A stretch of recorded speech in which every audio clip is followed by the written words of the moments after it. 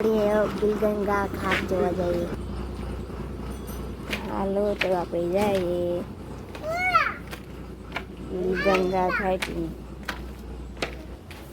હનુમાન બાપા હે.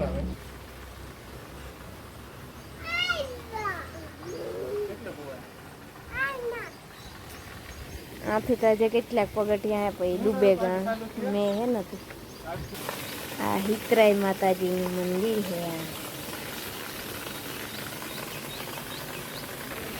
એ આપણે જોઈએ ત્યાંથી પાણી જાય.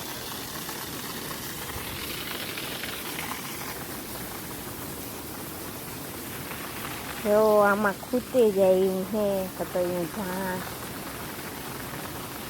તમારા હાથે થઈને એટલું રિસ્ક લા.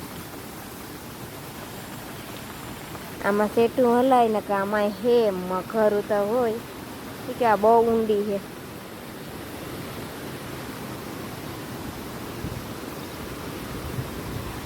આથી જો મસ્તીનો હે નજારો જોવાનો.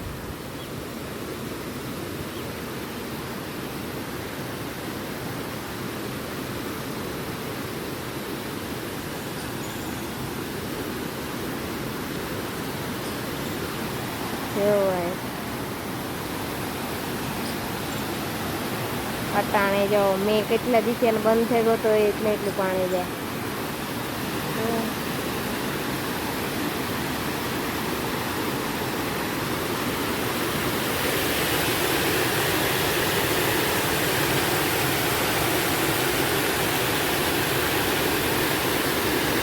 હાલો તો આ હે બિલગંગા ઘાટ.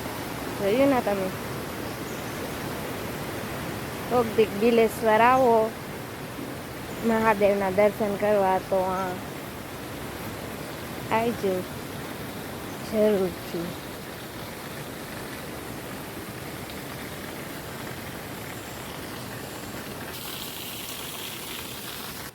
આ હમણાં નવું બનાવ્યું ને કે પેલા નહોતું. એમાં આમાંથી ફિસલ્યું છે.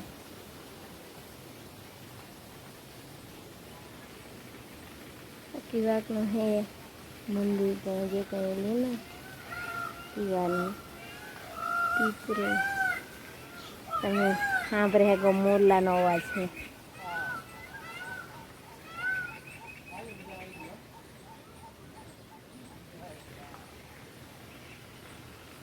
મોરનો અવાજ તમે સાંભળે શકો છો.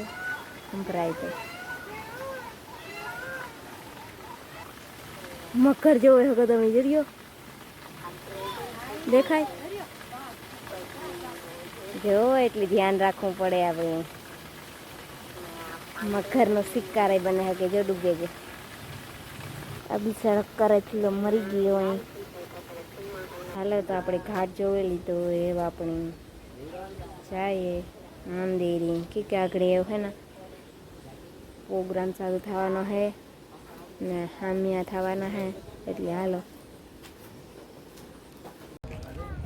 આમાં જો કેટલા મારા હે એ બધા બગલાવના હે એટલે થોરા આવે ને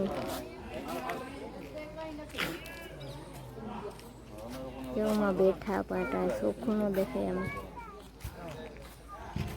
સૂર્યમાં દેખાય.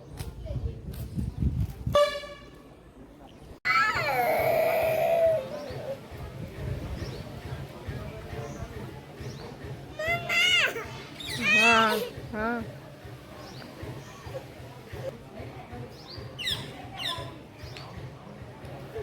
જો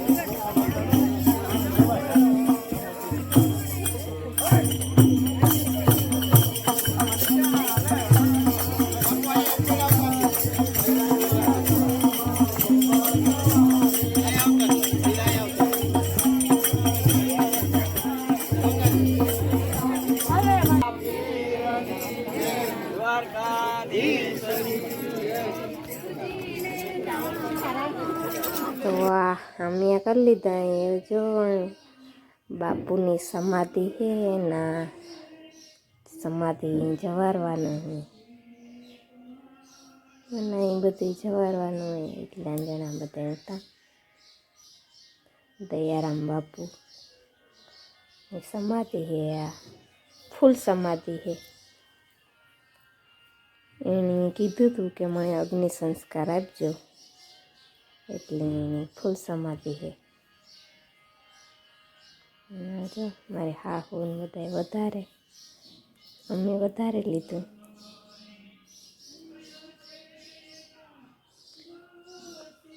એટલા હતા.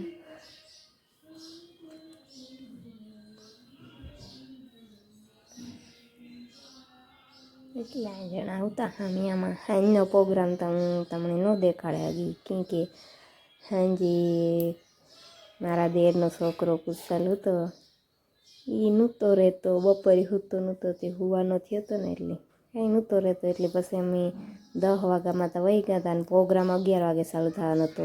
ભજન ને સંતવાણી હતા એટલે. હાલો તો વિડીયો કેવો લાગ્યો, લાઈક શેર અને સબસ્ક્રાઈબ કરવાનું ભૂલતા નહીં. હાલો આવજો.